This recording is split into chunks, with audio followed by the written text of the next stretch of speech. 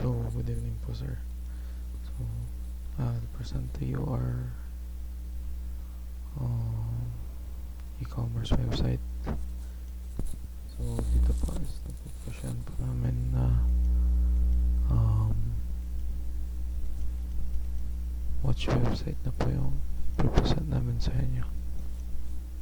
So, as you can see, sir, ito po yung homepage natin, which pakita po yung ating mga brands and promo sales,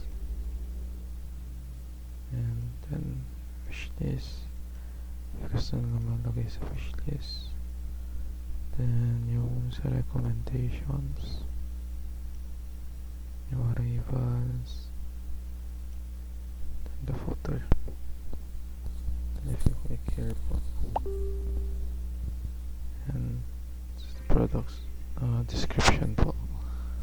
Then yes, as you can see, the comments and similar products, load more, 10 brands here, so you can see new arrivals, men's watch, women's watch, wish list, and accessories po. Yan. So for example, sir, sa wishlist natin is yan. Then sa my cart natin is ito. So sir, my cart. Then kapag naka-check yan, then proceed to check out, then shipping and billing, then buy now, this is confirmation, then complete purchase. Yan. Okay, sorry. Then contact support, and then ito, user, manage user hot. So nakuha naman, sir, lahat nung nandito sa may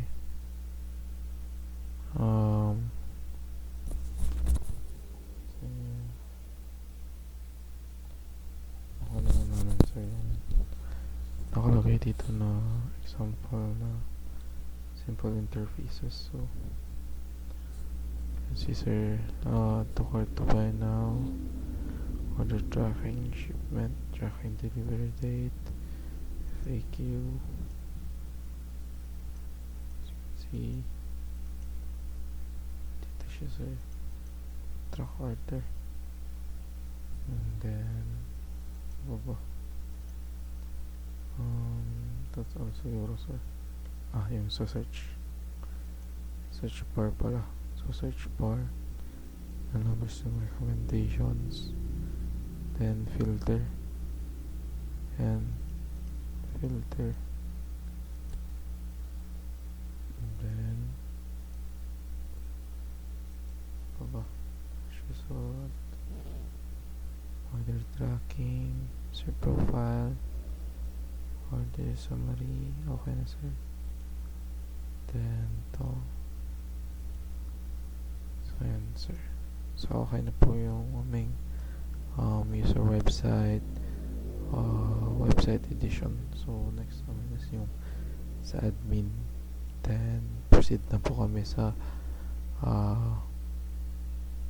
Android device, sir. So lang, sir, thank you po.